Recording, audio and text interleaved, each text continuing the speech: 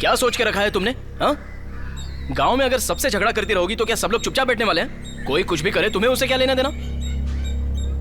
देखो अपने पिताजी को, आज तुम्हारी वजह से इन पर भी मुसीबत आ जाती। अगर आज तुम्हारी मां जिंदा होती तो तुम्हें सही गलत की पहचान होती। थोड़ी तो होशियार बनो। ऐसा मत कहो बेटा, ये मैं इसलिए नहीं कह रहा कि तुमने इसे मारा। दरअसल आज ये जैसी भी है उसका कारण मेरी बीवी है। इसके अंदर जो भी संस्कार है वो मेरी बीवी शांभवी के दिए हुए हैं।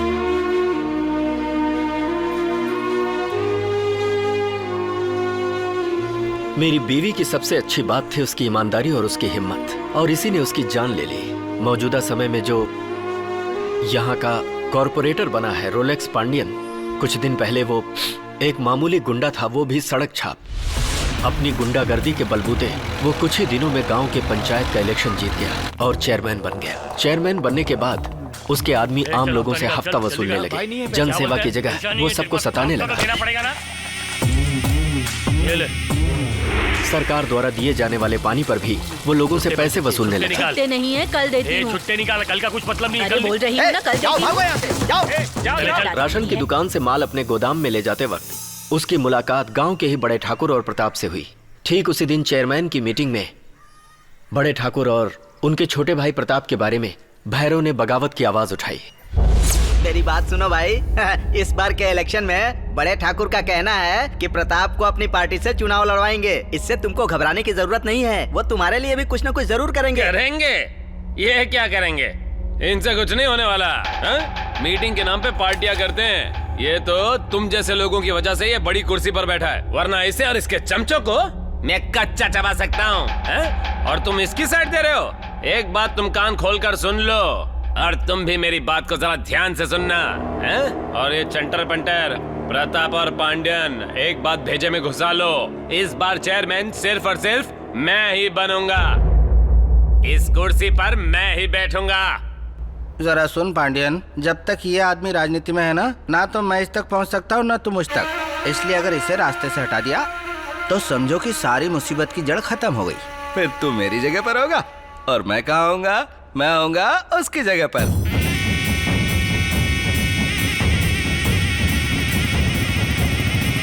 ए भाई! अरे पांड्यन जी भाई।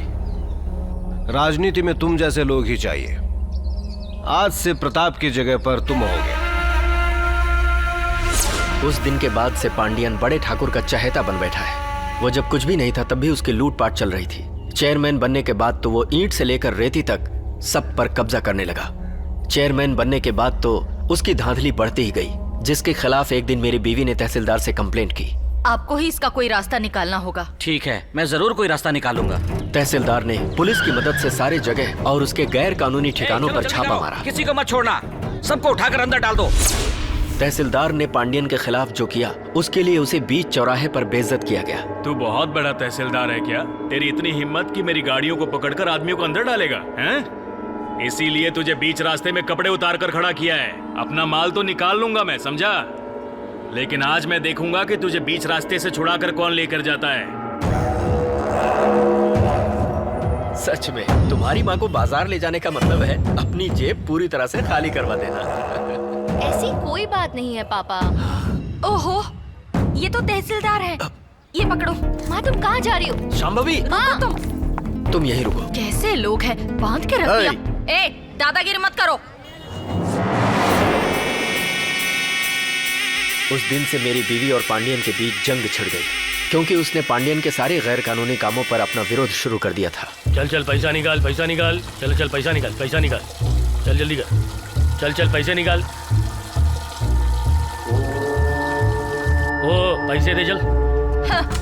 पैसे दूं? सरकारी पानी के पैसे तुम्हें क्यों क्या दूं? कहा? ये सरकारी पानी नहीं है, ये हमारा पानी है। सारा गांव पैसा देता है ना, तुझे भी देने पड़ेंगे। हाँ, बड़ी बड़ी बात मत कर और जा जिसके पास कंप्लेन करना है कर। मुझे किसको कंप्लेन करनी है मुझे अच्छे से पता है। हाँ बताए बताए, जा जा जिसको कंप्लेन करने का कर। चल माँ चलो ना, चलो, माँ चलो, चलो जल्दी। महीने की 5 तारीख ही हुई है। सारा राशन इतनी जल्दी कैसे खत्म हो गया? सब खत्म हो गया इसलिए तो कह रहा हूँ, वरना ऐसे ही थोड़ी खाऊंगा। एक काम करो, 10 दिन बाद आओ।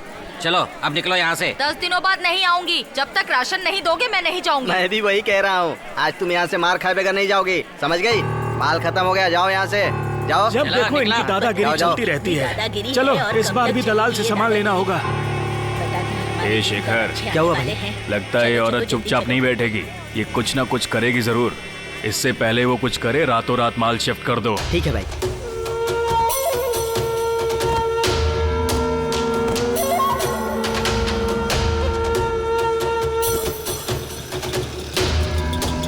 भैया जी? इतनी रात को सामान कहाँ ले जा रहे हो? सारा चावल इस गोदाम से दूसरे गोदाम में जा रहा है। क्या कहा? दूसरे गोदाम में? भैया ये राशन की दुकान है। राशन की यहाँ दुकान? का सामान चोरी करके वो अपने खास गोदाम में पहुँचाते हैं। इनके खिलाफ कोई मुंह नहीं खोल सकता। देखो उस बोर्ड को भी छुपा के रखा है। शिवगढ़ जिले की राशन की दुकान। बाप रे बाप, यहाँ तो धांधली चल रही है। वही मैं सोचूं, 10 रुपए की जगह ये लोग 20 रुपए दे रहे हैं। जरूर कोई ना कोई घोटाला है इसमें। गलत चल रहा है भाई। गलत नहीं, ये तो जरूरत से ज्यादा गलत चल रहा है भाई। दीदी माफ करना, हमें पता नहीं था। ए सुनो, पूरा माल वापस अंदर रखवा दो। क्या कहा? सामान अंदर रखवा दो? हाँ, ये सामान यहाँ से बिल्कुल नहीं हिलेगा। नहीं हिलेगा? ए भाई, तू जब देखो तब हमारे काम में टांग अड़ाने आ जाती है। हाँ? तुझे दिखाऊंगा। मेरे ही सामने औरत से इज्जत से बात नहीं करता, टांग तोड़ के हाथ में दे दूंगा। ए सुन, माल अंदर रखवा के ताला मार दे। चल रे, जल्दी। चल चल, माल उतार जल्दी। दीदी आप जाकर पुलिस में कंप्लेंट करवाइए, वरना ये लोग कभी अपनी हरकतों से बाज नहीं आएंगे। अगर गवाह की जरूरत हो ना तो सीधे मुझे बुला लेना। नाम है वीरभद्र, सुजनपुरा का रहने वाला हूँ। सुनो, हमारे गांव के सारे मर्द इस गुंडे के नाम से ही डरते हैं। एक तुम ही हो जिसने इसे सबक सिखाया है। तुम्हारे जैसा एक भी मर्द इस गांव में हो ना तो ऐसी धांधली कभी भी नहीं हो सकती। ये ले यार, ये पकड़ चाबी। ये लो दीदी चाबी। समझ गया, आपने गोदाम के बारे में कंप्लेन करके चाबी मुझे दी, पर इन्होंने रात को ही चाबी गुम हो जाने की रिपोर्ट लिखवा दी। अब बताओ किस पर विश्वास करूं मैं? हाँ ठीक है, कोई बात नहीं सर। पहले तो आप एमएलए के खिलाफ केस दर्ज कर लीजिए सर। हाँ, क्योंकि इसने एमएलए के साथ मिलकर राशन की चोरी की है। इन दोनों को तो मेरे पति कोर्ट में देख लेंगे। हाँ, क्यों, मैं सही कह रही हूँ ना? देखिए बहन, मैं किसी पर भी बिना कोई चार्ज लगाए उस पर केस ठोक सकता हूँ, पर एमएलए पर केस डालने के लिए उसके खिलाफ चार्ज चाहिए। आप कह रहे थे ना कोई गवाह है आपके पास, तो जाइए उसे ले आइए। एक केस क्या, फिर तो कई सारे केस ठोक दूंगा। चलो निकलो।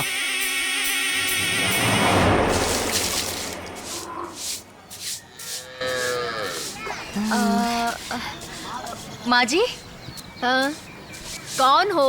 अंदर आ जाओ। मेरा नाम शांभवी है, मैं शिवगढ़ से आई हूँ।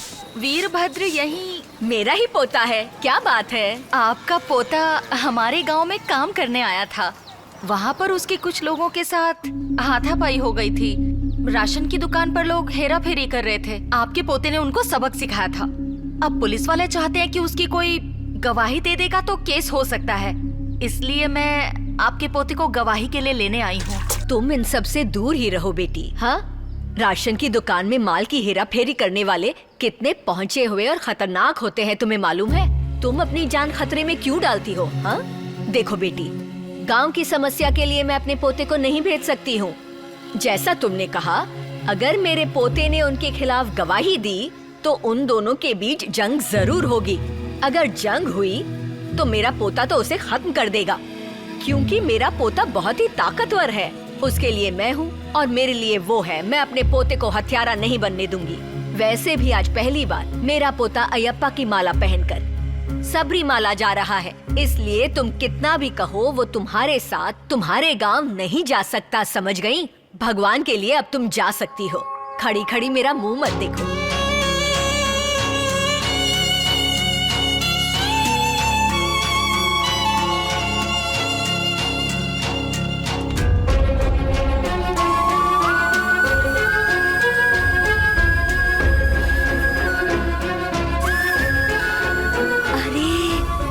पोता कहाँ से आ गया? कहीं ये उसे फुसलाकर अपने साथ ना ले जाए। अरे ये तो वही है ना जो उस रात राशन की दुकान पे थी। वही लग रही। दीदी, हाँ, आप यहाँ कैसे? यहाँ पर मेरे रिश्तेदारों से मिलने आई थी, अब जा रही हूँ। उन लोगों ने वापस आपको परेशान तो नहीं किया ना? नहीं, किसी ने नहीं किया। ठीक है, अगर कुछ भी बात हो तो मैं वहीं पर रहता हूँ, मुझे बता देना। ठीक है ना? ठीक है, चलता हूँ। चल।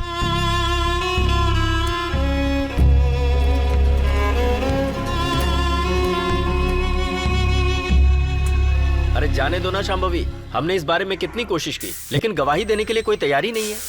हमारी जीत तभी होगी जब लोग पुलिस और कोर्ट के सामने अपनी बात कहेंगे, लेकिन सब उससे डरते हैं। अब जिस तरह से लोग समझौता करके अपनी जिंदगी जी रहे हैं, हम भी वैसे जी लेंगे, और कोई चारा नहीं है। पापा सही कह रहे हैं माँ, हम क्यों दूसरों के मामलों में टांग अड़ाएं? ऐसा कभी भी मत कहना। तुम्हारे पापा ऐसे कहें तो मैं समझ सकती हूँ, पर तुम्हारे मुँह से नहीं सुन सकती, क्योंकि लड़कों से ज्यादा लड़कियों को हिम्मत दिखाने की जरूरत है, तभी पूरा समाज सुधरेगा। मैं उस धोखेबाज को बिल्कुल नहीं छोड़ने वाली। क्या करोगी शांभवी? पूर्णा बहन, ओ पूर्णा बहन। क्या है शांभवी? इधर आओ, यहाँ पर साइन करो। क्यों साइन ले रही हो? कुछ चिटफंड का काम शुरू किया है क्या? पानी की समस्या के बारे में है। हाँ, इन लोगों की कंप्लेंट जरूर करना, छोड़ना नहीं उनको।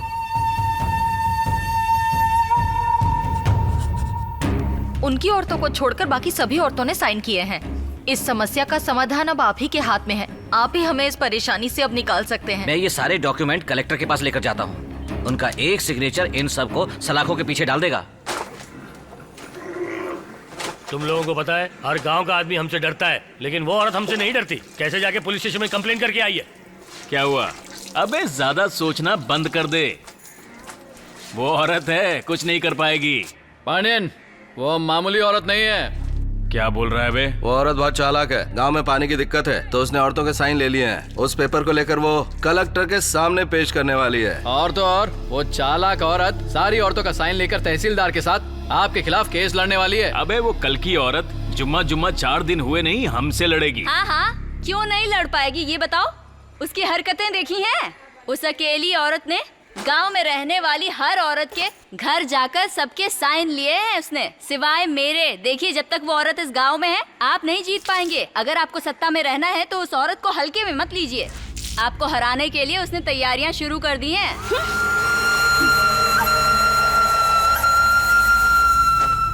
उस दिन तहसीलदार को बुलाकर बड़े ठाकुर और पांडियन ने उसे समझाने की बहुत कोशिश की, लेकिन तहसीलदार ने किसी की एक नहीं सुनी। मेरे रहते ये शिवगढ़ में एक भी चुनाव नहीं लड़ पाएगा। ये मुझे नहीं छोड़ने वाला। अगर मैं इसे रास्ते से हटा दूं तो? आखिर हम लोग उस तहसीलदार को रास्ते से क्यों हटाए बताओ? जब हम लोग इस धंधे में 5 साल से है तो वो तो 50 साल से है, उसमें कितना गुरूर होगा। हाँ सोचो, करेंगे लेकिन ऐसा करेंगे कि सांप भी मर जाए, लाठी भी ना टूटे।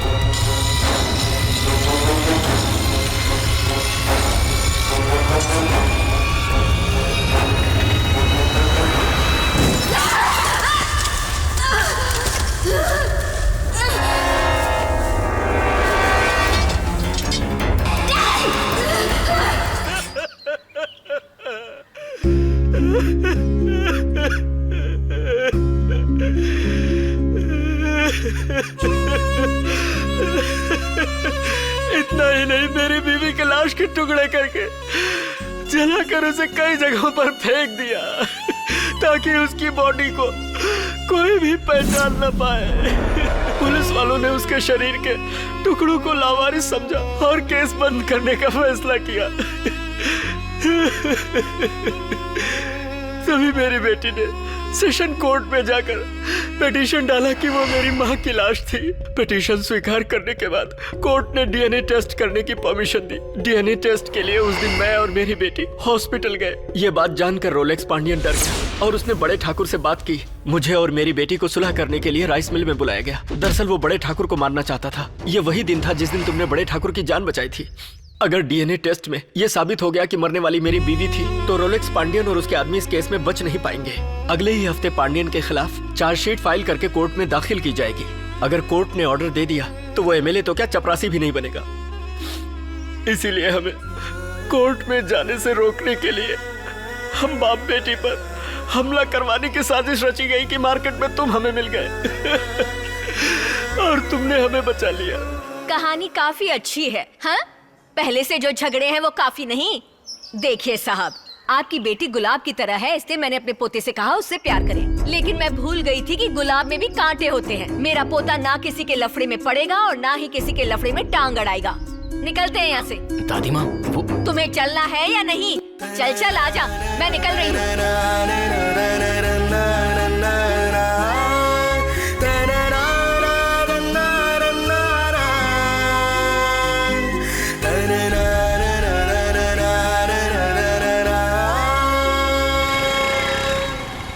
क्या हुआ, तुम दोनों की शक्लें उतरी हुई क्यों हैं? दादी अपना मुंह बंद कर, वरना ये स्कूटर ठोक दूंगा, तुझे उठा के कहीं फेंक दूंगा मैं। मैंने क्या किया? तू ही तो जड़ है। पहले तो उस लड़की को वीरे से प्यार करवाया, अब उसे बीच मझधार में छोड़ के आ गई। कौन सा काम कब कैसे और कहाँ करना है मैं अच्छी तरह से जानती हूँ। चल बाईं तरफ ले। अब वहाँ क्या रखा है? मैंने कहा ना बाईं तरफ ले, बहस मत कर।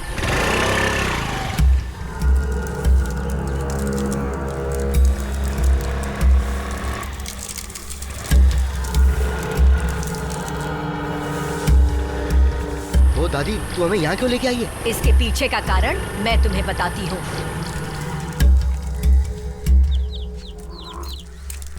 अम्मा, आप कौन है? किससे मिलने आई हैं? तुम्हारा पति रोलेक्स पांडू है क्या? वो देखिए आ गए।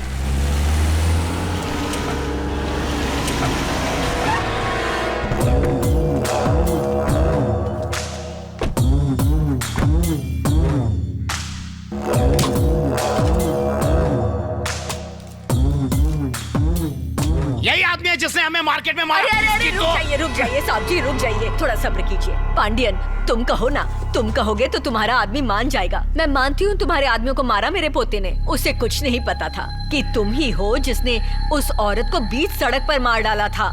आगे से मेरा पोता तुम्हारे सामने क्या, तुम्हारी परछाई तक भी नहीं आएगा। इसलिए उसे माफ कर दो, इस सब से दूर ही रहने दो। तुमने क्या सोचा मैं ऐसा कुछ कहूंगी?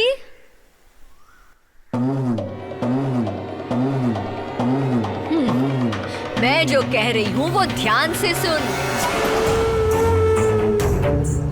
मेरे पोते के बारे में तुम बिल्कुल भी नहीं जानते हो। उस दिन शांभवी के कहने पर अगर मैं अपने पोते को भेज देती तो आज तुम यहाँ खड़े नहीं होते। फिर भी कुछ नहीं बिगड़ा। याद रखना, उस लॉयर की बेटी मेरी बहू है। जब तुम्हारे आदमियों ने उस पर हमला करने की कोशिश की, मेरे पोते ने उनकी हड्डियां तोड़ दी थी। क्यों भूल गए? अगली बार उस लड़की के आसपास भी आए ना, मेरा पोता तुम्हारा सिर काट कर लटका देगा। एक से बदला लेने के लिए तुम्हें 10 आदमी चाहिए, पर मेरा पोता है ना, वो अकेला तुम 10 के बराबर है। मैंने अपने पोते का नाम वीरभद्र क्यों रखा जानते हो? क्योंकि उस शिव के अंश वीरभद्र ने राजा दक्ष के पूरे साम्राज्य का सर्वनाश कर दिया। मैंने अपने पोते का नाम उस महावीर पर रखा। आज ये मेरा पोता वीरभद्र मेरे घर की इज्जत बचाएगा। उस काल में वीरभद्र ने सबका सर्वनाश कर दिया था। आज के इस युग में वीरभद्र तुम सारे लोगों का सर्वनाश करेगा। ए बुड्ढी, दलदल में पैर क्यों डाल रही है? ए सुन, दलदल कितना गहरा है ये जानने के लिए पहले दलदल में पैर डालना पड़ता है। ए सुन पांडु, मार खाने के 3 तरीके होते हैं। पहला, बात करने से पहले मारना। दूसरा, बात करते करते मारना। और तीसरा, बात करने के बाद मारना। इसमें मेरा पहला तरीका है, बात करने से पहले मारता हूँ। समझ गया ना?